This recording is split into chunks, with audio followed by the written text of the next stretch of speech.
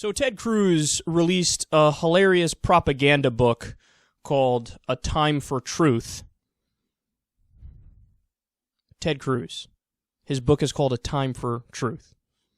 Now, I refer to it as a propaganda book because it is a propaganda book. Ted Cruz just refers to it as a book. It's his book. And what this is the classic move that everybody does when you run for president. You release a book that nobody gives a shit about and nobody reads, and then you announce your candidacy. Well, he got caught. Now, what I mean by that is he got caught doing another standard political trick, which is that he tried to cheat his way onto the New York Times bestseller list. So, when I use this word cheat, I'm using it in a very literal sense of the word. The way that he went about cheating is a way that other conservative media figures have cheated in the past. So Salon explains here. They say, quote, his publisher, HarperCollins, engaged in strategic bulk purchases by having a firm like Result Source hire thousands of people across America to individually purchase a copy of A Time for Truth. Now, if you're a political insider, or if you follow this stuff for a living like I do, that's the least surprising thing I read all day. It's hilarious, of course, but it's the least surprising thing I've read all day. Because I know from, again, previous Republican politicians and Republican media figures, right-wing media figures like Mark Levin, the radio host, or Sean Hannity, or Sarah Palin, they always do this. And in fact, it's even slightly more egregious, or it was more egregious in the past. Like, one of the tricks that Mark Levin uses is he has right-wing think tanks, so like Heritage Foundation or any of the other ones, Freedom Works, you name it. They bulk purchase his books, and then they turn around and whenever anybody joins their think tank or, signs up for the newsletter or whatever, they send him the book as a gift. So all the purchases were made up front.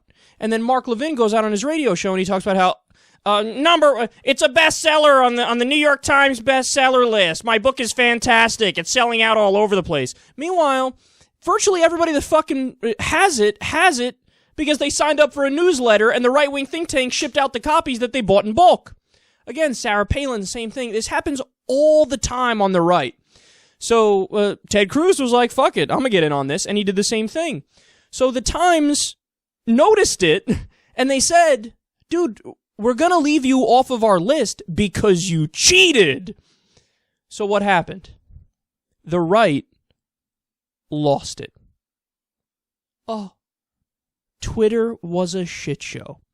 So let me give you some specifics here. Here are some of the tweets. I'll omit the names, but somebody said, wouldn't want the bestsellers list to reflect an actual number of books sold or anything. Okay, dude. He cheated! He cheated! Yeah, well, even though he cheated, because he cheated, he sold enough books to get on the list if it wasn't cheating. But it's not real! Those aren't real! He doesn't care, he wants them on. New York Times embarrasses itself with reason why they won't put Ted Cruz on rigged bestseller list. No, you're embarrassing yourself with that tweet because he cheated. He did rig it. They're not embarrassing themselves by making it accurate. You're embarrassing yourself by saying, I want him on there even though he cheated. And it gets better. Petty libtards at New York Times refuse to add Ted Cruz to bestseller list. Boycott the liberal rag.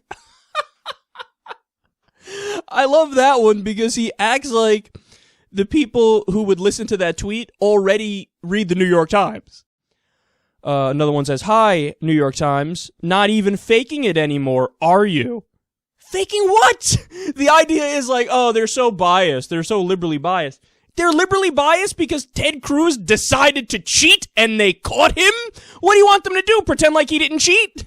That, ironically, would be conservatively biased. For them to do what they did is just smart. It's just intelligent.